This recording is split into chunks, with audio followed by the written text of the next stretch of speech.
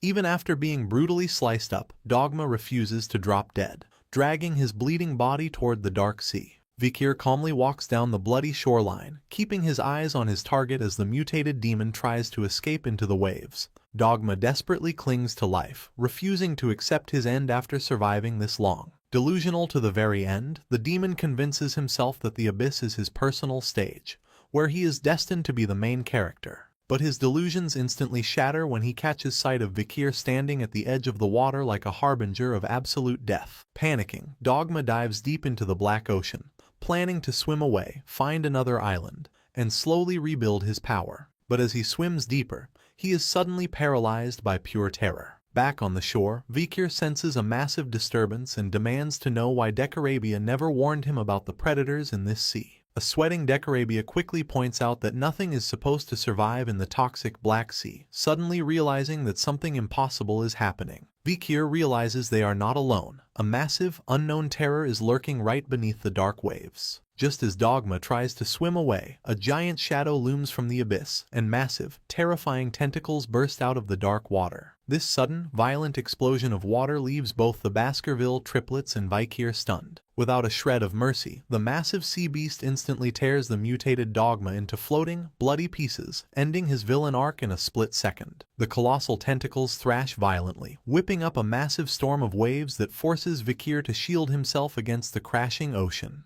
Once the water calms, the drenched triplets run straight back to Vikir's side, relieved that their master is unharmed. But their relief is cut short when a red system notification flashes in front of Vikir, coldly announcing that his mission is an absolute failure because another monster stole his kill. While the group stands in confusion trying to figure out what to do next, a mocking voice suddenly calls out to them from the shoreline. Floating down from a dark portal, the quirky octopus-like guide of the 4th floor introduces herself as Scylla. As rain begins to pour over the dead forest, Scylla mockingly notes that it is a real shame the giant Shadowless King stole Vikir's kill, since defeating the mutated Dogma would have been another legendary achievement for the level 1 warrior. Intrigued by the name of the sea beast, Vikir listens as Scylla floats around him, mentioning that his flashy performance on the previous floors has caught the tower's attention. Getting right in his face, the guide reveals she heard rumors of him being a legendary swordmaster in the outside world, and she can easily tell those rumors are true. Hearing this, the Baskerville triplets are completely starstruck, taking absolute pride in the fact that their master is indeed a legendary swordmaster. Scylla smiles widely, noting that even though they technically failed this floor's main mission, it would be far too boring to let a powerhouse like Vikir off the hook so easily. Right on cue, a system alert rings out as Scylla explains that progression to the next floor has now been locked behind a special condition. She presents them with a high-stakes hidden mission. They must defeat the terrifying ocean overlord, the Shadowless King,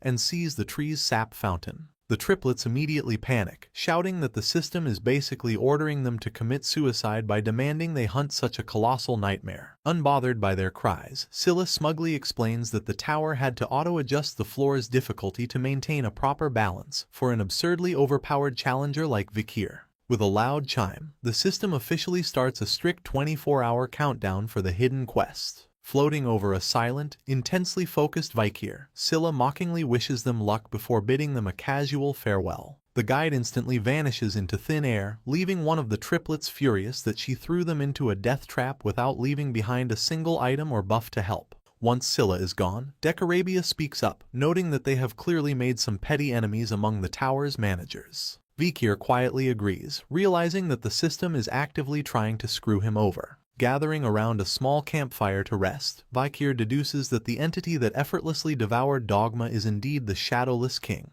Decarabia confirms his fears, warning the group that this beast is on the exact same catastrophic tier as the legendary Madame Eightlegs. The triplets instantly choke on their food, panicking as they realize they are dealing with a genuine, purebred S-rank monster. Decarabia explains that the Black Sea is completely devoid of other life specifically because this monster sits at the absolute top of the food chain, slaughtering everything in its territory. The pendant adds that even the world-absorbing demon Amdusius couldn't tame this beast. It was simply dragged into the tower by accident when its original world was swallowed. Decarabia reminds Vikir that while the plant boss on the last floor was just a weakened, mixed-breed clone, the Shadowless King is a true, purebred calamity, making it highly doubtful that Vikir can survive this fight with his current restricted stats. Worried for their master, the triplets suggest that Vikir should finally eat his massive hoard of stat-boosting candies to give himself a fighting chance inside this cursed tower. But Vikir flatly refuses, declaring that he must keep hoarding every single candy to execute his master plan,